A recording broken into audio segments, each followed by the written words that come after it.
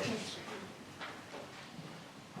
Yeah, it was one of our most complete performances of the season, maybe our most complete. You know, I said that a little bit ago when we played Georgia Tech, but I think this was just a more well-rounded performance overall. You know, on the glass, obviously, we were dominant. Defensively, we were sharp. Attention to detail with the scheme was very good.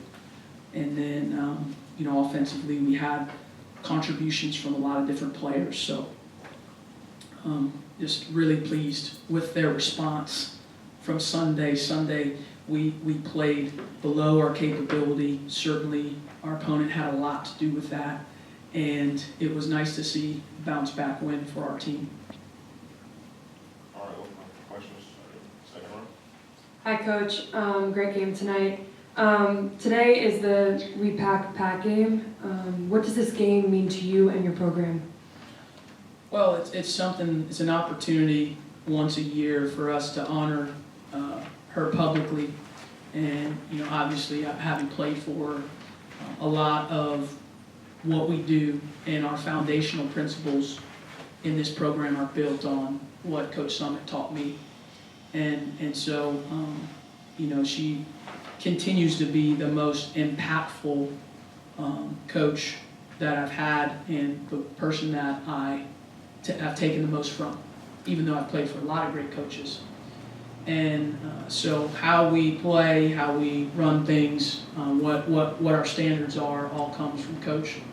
And so it's nice to honor her memory. And I know she would have been very pleased with this defensive performance and the rebounding performance tonight. Hey Coach, Kennedy had a school record 4 blocks in the first quarter. Can you talk about how her performance early on helped set the tone for your defense? You know, she sets the tone for our defense every single day. She's one of the best defenders in the country as a post player.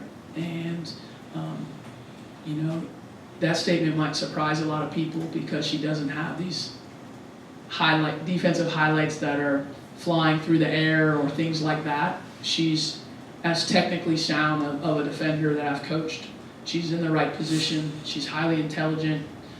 She understands scheme and has been a great leader for us on the defensive end, not only being in the right position herself, but getting all her teammates in the right positions.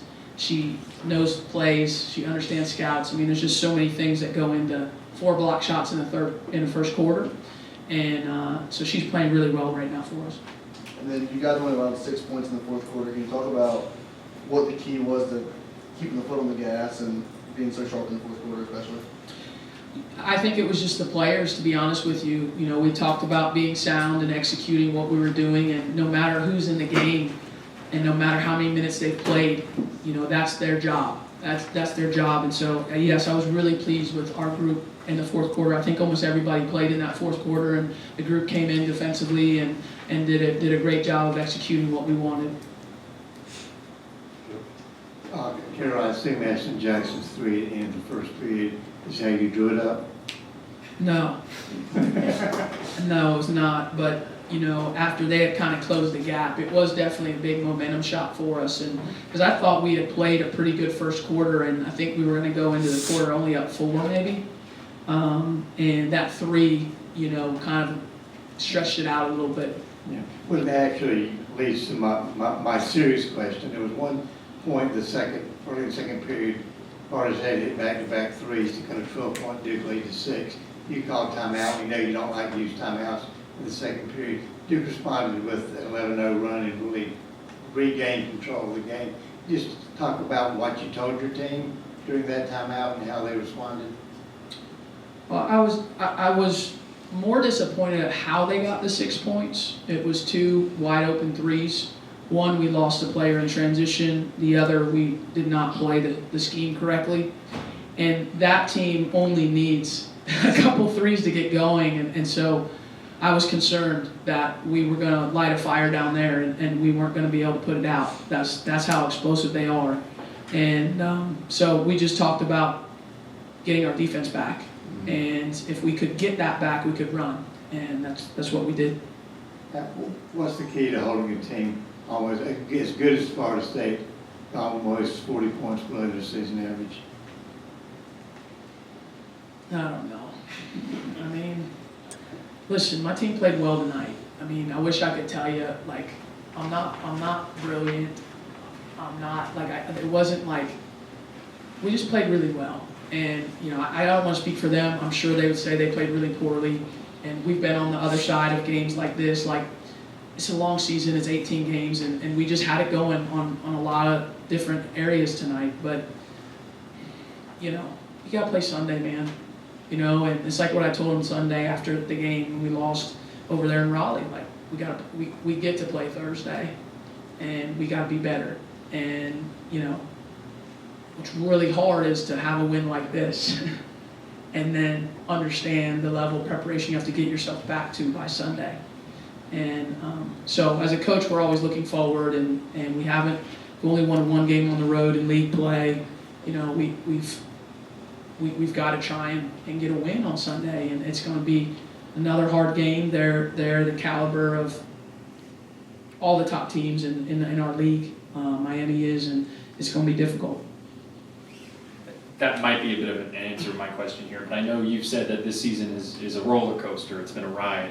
Where is a moment like this? Where does that line up on the ride for you?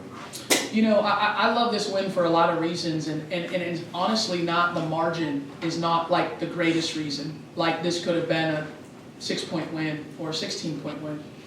I love it because of the bounce back from Sunday. I think it's really critical in our league and just in competition in general that when you do drop a game, that your response, what's your response? You know, how well do you play? And can you make that shift? Because, you know, it's really hard to lose games. And sometimes players get their confidence is a little bit lower, or sometimes, you know, the group itself is maybe questioning things. Like, there's just a lot of things that can happen with losing. And I'm just so proud of my young team that they just stayed focused and confident in what we're doing, which they've done all year. They've never wavered.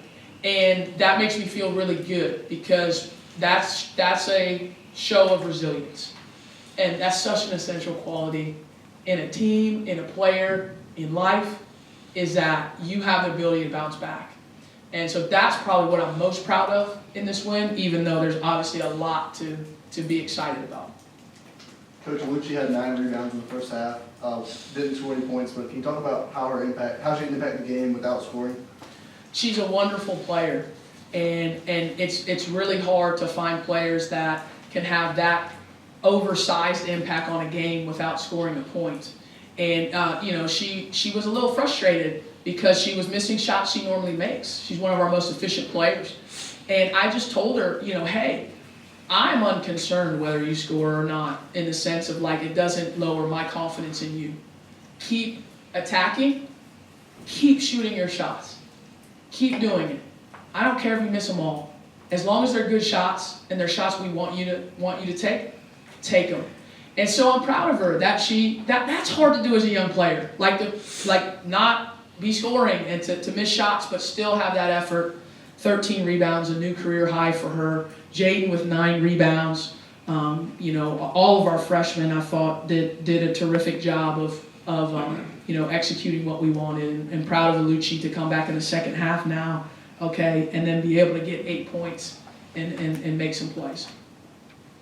All right, thanks everyone. Thank you all. Thank you.